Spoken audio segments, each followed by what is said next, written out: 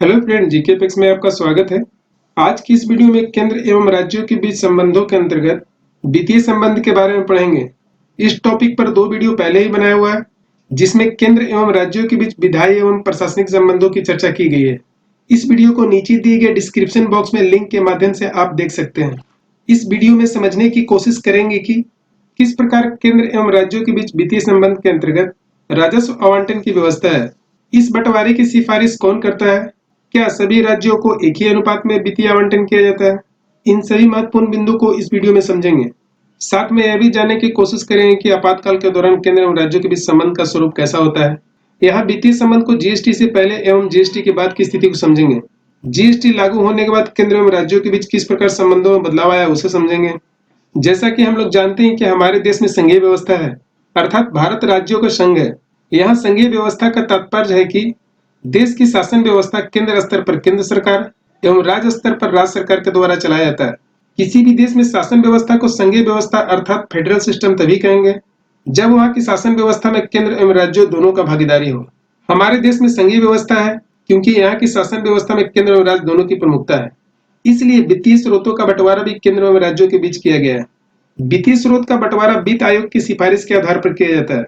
वित्त आयोग प्रत्येक राज्य की आवश्यकता के अनुसार ही वित्तीय बंटवारे की अनुशंसा करता है, परंतु केंद्र सरकार इसे मानने के लिए बाध्यकारी नहीं है। वित्त आयोग एक प्रकार का सलाहकार निकाय है जो केवल सिफारिश करता है। भारतीय संविधान में भी केंद्र एवं राज्यों के बीच शक्ति का बंटवारा किया गया है। आइए समझने की कोशिश करते हैं कि वित्तीय स्रोतों से संबंधित राजस्व शक्ति का आवंटन किस प्रकार किया गया है। इसमें समझेंगे किस प्रकार अलग अलग विषयों पर कर लगाने की व्यवस्था की गई है। चलिए स्टार्ट करते हैं आज की टॉपिक। केंद्र राज्य संबंध 3 भागों में विभाजित है। पहला है विधायी संबंध, दूसरा है प्रशासनिक संबंध, तीसरा है वित्तीय संबंध। इसके पहले 2 वीडियो में विधायी संबंध एवं प्रशासनिक संबंध के बारे में पढ़ चुके हैं। केंद्र एवं राज्यों के बीच वित्तीय संबंध का वर्णन भारतीय संविधान के भाग 12 एवं अनुच्छेद 268 से 293 तक में की गई है। यहाँ हम लोग सबसे पहले समझेंगे केंद्र एवं राज्यों के बीच वित्तीय संबंध के अंतर्गत राजस्व शक्ति का आवंटन किस प्रकार किया गया है। भारतीय संविधान में भी केंद्र एवं राज्यों के बीच शक्ति का आवंटन किया गया है। इसमें 3 सूची है।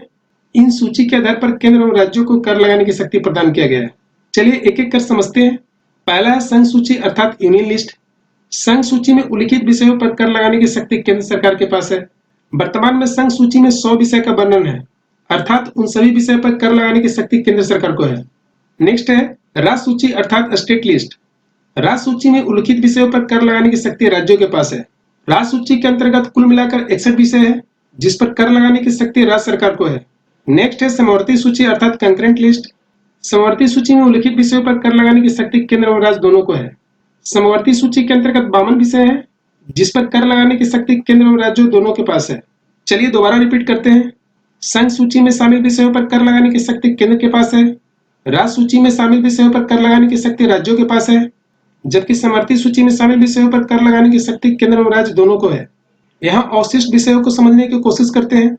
अवशिष्ट विषय उस विषय को कहते हैं जो न तो संघ सूची में शामिल है, न ही राज्य सूची में शामिल है, न ही समवर्ती सूची में शामिल है। अवशिष्ट विषयों पर कर लगाने की शक्ति केवल केंद्र सरकार के पास है। यहाँ से कई बार एग्जाम में प्रश्न आ गए हैं, इसे ध्यान में रखिए। चलिए समझने की कोशिश करते हैं केंद्र और राज्यों के आय का साधन क्या है। चलिए यहाँ पे एक एक कर समझते हैं। केंद्र एवं राज्यों के लिए सबसे प्रमुख आय का साधन हुआ है कर। कर 2 प्रकार के होते हैं, एक राजस्व कर, दूसरा गैर राजस्व कर। सरकार के लिए सबसे बड़ा आय का साधन कर ही है। तो चलिए हम लोग समझते हैं कि राजस्व कर क्या होता है, गैर राजस्व कर क्या होता है। राजस्व कर उस कर को कहते हैं जिसमें सरकार टैक्स लगाकर राजस्व को हासिल करती है, जैसे आयकर, सीमा शुल्क, निगम कर आदि। जबकि गैर राजस्व कर उस कर को कहते हैं जिसमें सरकार को टैक्स के अलावा अन्य साधनों से राजस्व प्राप्त होती है, जैसे सरकारी कंपनी से मिलने वाली लाभांश। कोई भी सरकारी कंपनी लाभांश के रूप में सरकार को जो पैसा देती है वह गैर राजस्व कर के अंतर्गत आता है। इसके अलावा सरकार द्वारा चलाई जाने वाली विभिन्न आर्थिक सेवाओं के बदले मिली राशि शामिल होती है। अगला है इंटरेस्ट। यदि केंद्र सरकार राज्य सरकार को ऋण देती है तो ऋण के बदले में जो इंटरेस्ट प्राप्त होता है वह भी सरकार का आय का साधन है। सरकार देश के अंदर एवं देश के बाहर भी ऋण देती है। इस ऋण के बदले जो ब्याज प्राप्त होता है वह सरकार की आय का साधन है। अगला है अनुदान। राज्यों को आवश्यकता पड़ने पर केंद्र सरकार के माध्यम से जो अनुदान मिलता है वह राज्य के आय का साधन है। नेक्स्ट है उपहार। यदि केंद्र सरकार या राज्य सरकार को कोई गिफ्ट मिलता है तो वह आय का साधन में शामिल होता है। नेक्स्ट है शेयर और लाभांश। सरकार कई कंपनी के शेयर खरीदती है, उस शेयर से मिलने वाला जो लाभांश है वह भी सरकार का आय का साधन है। नेक्स्ट है ऋण। केंद्र सरकार देश के अंदर एवं देश के बाहर दो प्रकार से ऋण लेती है। देश के अंदर आरबीआई से ऋण लेती है, क्योंकि आरबीआई भारत का केंद्रीय बैंक है। देश के बाहर सरकार विश्व बैंक, अंतर्राष्ट्रीय मुद्रा कोष, एशियाई विकास बैंक आदि से ऋण लेती है। ये सभी ऋण केंद्र सरकार के आय का साधन है। यहाँ एक बात ध्यान रखिए, राज्य सरकार देश के बाहर ऋण नहीं ले सकती है। ऐसा हमारे संविधान में भी प्रावधान है, जिसे आगे हम लोग पढ़ेंगे। राज्य सरकार केवल केंद्र सरकार से ही ऋण ले सकती है। चलिए हम लोग समझते हैं कर राजस्व का वितरण किस प्रकार किया गया है। संविधान के भाग 12 में अनुच्छेद 268 से 293 तक केंद्र राज्य वित्तीय संबंधों की चर्चा की गई है। यहाँ उन महत्वपूर्ण अनुच्छेदों को शामिल किया गया है जहां से एग्जाम में प्रश्न बनते हैं। चलिए एक एक कर समझते हैं। सबसे पहला है अनुच्छेद 268। कुछ कर ऐसे हैं जो केंद्र सरकार द्वारा लगाया जाता है, लेकिन राज्य द्वारा संग्रहण एवं उपयोग किया जाता है। आइए समझते हैं वह कौन सा कर है जो केंद्र सरकार द्वारा लगाया जाता है, लेकिन राज्य द्वारा उसका कलेक्शन एवं यूज किया जाता है। वह कर है स्टाम्प शुल्क है। दूसरा है औषधि एवं प्रसाधन पर लगने वाला उत्पाद शुल्क है। ये ऐसे कर हैं जो केंद्र सरकार लगाती है, परंतु उसका कलेक्शन एवं यूज राज्य सरकार करती है। अगला है अनुच्छेद 268A।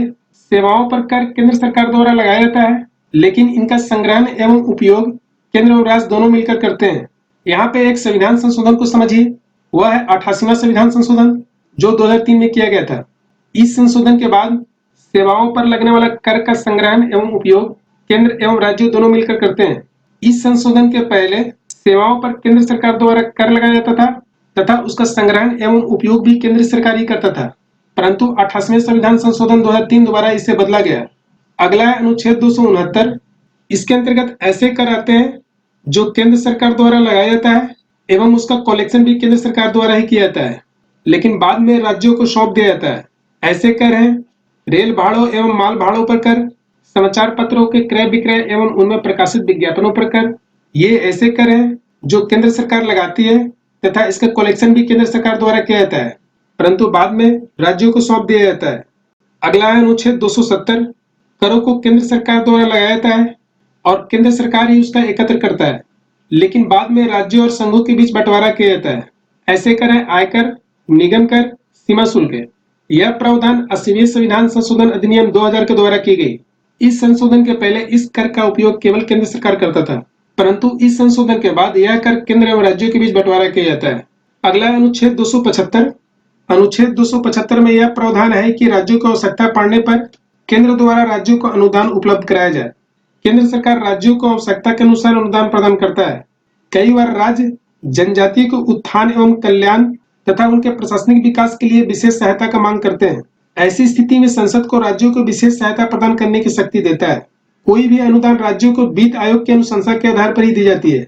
यहाँ एक महत्वपूर्ण बात याद रखिए, यदि केंद्र सरकार राज्य सरकार को अनुदान देती है तो यह अनुदान संचित निधि से दिया जाता है। जैसा कि हम लोग जानते हैं कि सरकार को विभिन्न स्रोतों से प्राप्त होने वाली आय संचित निधि में जमा होती है, अतः कोई भी अनुदान संचित निधि से दिया जाता है।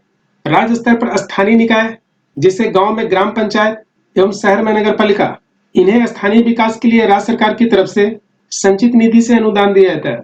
अनुदान देने का सबसे प्रमुख उद्देश्य योजनागत लक्ष्यों को प्राप्ति करना है। अगला अनुच्छेद 280। इसके अंतर्गत वित्त आयोग का गठन का प्रावधान है। प्रत्येक 5 वर्ष बाद वित्त आयोग का गठन होता है। यह शक्ति राष्ट्रपति के पास है।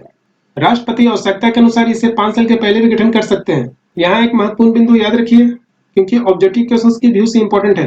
प्रथम वित्त आयोग का गठन 1951 में हुआ था। वित्त आयोग का गठन 5 वर्ष के लिए होता है। उसका कार्यकाल 1952 से 1957 था। इस आयोग के प्रथम अध्यक्ष केसी नियोगित हैं। वित्त आयोग का गठन केंद्र एवं राज्य स्तर दोनों पर होता है। वित्त आयोग का प्रमुख कार्य यह है कि यह केंद्र एवं राज्यों के बीच राजस्व के आवंटन की सिफारिश करती है। वित्त आयोग केवल सिफारिश करता है, परंतु केंद्र सरकार इसे मानने के लिए बाध्यकारी नहीं है। अगला है अनुच्छेद 283। सरकार को विभिन्न स्रोतों से प्राप्त होने वाली आय संचित निधि, आकस्मिक निधि एवं लोक लेखा में जमा होती है। इन धनराशियों की अभिरक्षा करना महत्वपूर्ण है। अनुच्छेद 283 में इन निधि में जमा धनराशियों की अभिरक्षा करना है। इसका तात्पर्य है कि इस निधि में जमा राशि को सही जगह उपयोग किया जाए। अगला है अनुच्छेद 292। इस अनुच्छेद में यह प्रावधान है, केंद्र सरकार देश के अंदर या बाहर से ऋण ले सकती है। देश के अंदर केंद्रीय बैंक अर्थात आरबीआई से ऋण ले सकती है।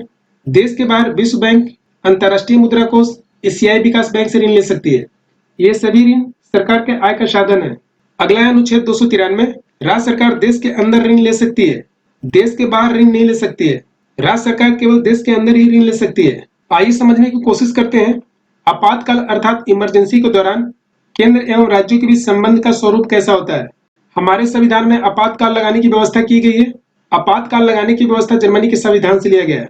यहाँ पर राष्ट्रीय आपातकाल एवं वित्तीय आपातकाल से संबंधित महत्वपूर्ण बिंदु को समझेंगे। राष्ट्रीय आपातकाल का वर्णन अनुच्छेद 352 में है।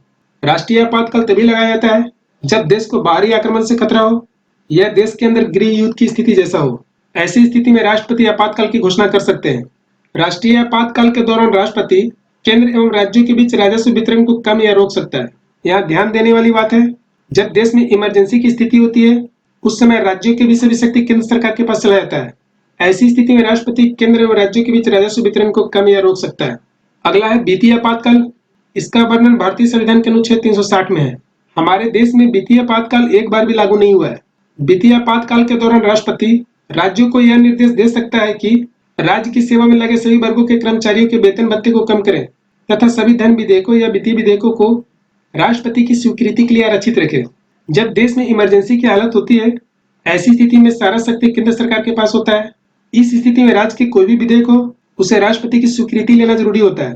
परंतु वित्तीय आपातकाल के दौरान राष्ट्रपति ऐसे विधेयकों को आरक्षित रखने की सलाह देते हैं। आइए समझने की कोशिश करते हैं जीएसटी लागू होने के बाद केंद्र और राज्यों के बीच किस प्रकार का संबंध है। जैसा कि हम लोग जानते हैं कि 1 जुलाई 2017 को जम्मू कश्मीर को छोड़कर पूरे देश में जीएसटी लागू किया गया था, परंतु बाद में जम्मू कश्मीर में भी लागू किया गया। यदि जीएसटी से पहले की कर व्यवस्था की बात किया जाए तो वस्तुओं के निर्माण पर उत्पाद शुल्क और सेवाओं के आपूर्ति पर सेवा कर लगाने का अधिकार केंद्र सरकार को प्रदान किया गया था, जबकि उसी वस्तु को तैयार होने के बाद बिक्री करने पर बिक्री कर लगाने का अधिकार राज्य सरकार के पास था। इसके अलावा भी राज्य सरकार कई प्रकार के टैक्स लगाते थे, जैसे वैट, मनोरंजन कर, चुंगी कर, खरीद कर, लग्जरी टैक्स, भू राजस्व कर, भूमि तथा मकानों पर कर आदि। परंतु जीएसटी लागू होने के बाद ये सभी कर जीएसटी के दायरा में आ गई। आइए समझते हैं जीएसटी लागू होने के बाद केंद्र एवं राज्यों के बीच इन अधिकारों तथा संबंधों का स्वरूप में क्या परिवर्तन हुआ।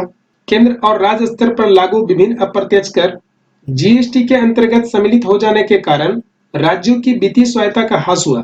चलिए इसे एक एग्जाम्पल के माध्यम से समझते हैं। जीएसटी एक डेस्टिनेशन बेस्ड कर है, अर्थात किसी वस्तु का जिस राज्य में मांग है उस वस्तु पर लगने वाला जो कर है उस राज्य को जाएगा। जैसे मान लीजिए कोई कंपनी तमिलनाडु में कुछ वस्तु बनाती है और उसका बिक्री राजस्थान में हुआ है, तो ऐसी स्थिति में वस्तु पर जो लगने वाला कर है वह राजस्थान सरकार को जाएगी। जीएसटी में स्पष्ट वर्णन किया गया है, बिकने वाले वस्तु का अंतिम स्थान जो राज्य होगा तो उस वस्तु पर लगने वाला टैक्स उसी राज्य को जाएगा। अगर आप यहाँ पे देखेंगे, वस्तु का निर्माण तमिलनाडु में हुआ परंतु उसकी बिक्री जो है राजस्थान में हुआ, इस प्रकार उस वस्तु पर लगने वाला टैक्स तमिलनाडु को न जाकर राजस्थान सरकार को गया। इसी को कहते हैं वित्तीय स्वायत्ता का ह्रास, अर्थात अप्रत्यक्ष कर जीएसटी के अंतर्गत शामिल हो जाने के कारण राज्यों की वित्तीय स्वायत्ता का ह्रास हुआ। जीएसटी काउंसिल के कारण राज्यों का करों की दर निर्धारण का यह अधिकार समाप्त हो गया। जीएसटी के पहले कई ऐसे कर थे जिसका रेट का निर्धारण राज्य द्वारा किया जाता था, परंतु जीएसटी लागू होने के बाद राज्यों का यह अधिकार समाप्त हो गया। इसका निर्धारण जीएसटी काउंसिल द्वारा किया जाता है। कुछ विशेष उत्पादों पर राज्यों को कर लगाने का अधिकार था, जैसे नशीले पदार्थ, फास्ट फूड आदि, परंतु जीएसटी लागू होने के बाद राज्यों का यह अधिकार समाप्त हो गया। पहले भी हम लोग डिस्कस कर चुके हैं, कई ऐसे कर थे जो राज्य सरकार द्वारा लगाया जाता था, परंतु जीएसटी लागू होने के बाद राज्यों का यह अधिकार समाप्त हो गया। आज की इस ब्रीफ लेक्चर में उम्मीद करता हूं कि आपको वित्तीय संबंध के बारे में समझ में आ गया होगा। यदि आपका कुछ प्रश्न है तो कमेंट बॉक्स में आप लिख सकते हैं। उम्मीद करता हूं आज का यह वीडियो जरूर आपको पसंद आया होगा। यदि पसंद आया हो तो लाइक, शेयर, कमेंट्स करना मत भूलिए। यदि पहली बार इस वीडियो को आप देख रहे हैं तो सब्सक्राइब करना मत भूलिए। साथ ही बेल आइकन जरूर दबाएं ताकि लेटेस्ट वीडियो एवं नोटिफिकेशन आपको मिल सके। मिलते हैं अगले वीडियो में एक नई टॉपिक के साथ। तब तक के लिए थैंक यू, धन्यवाद।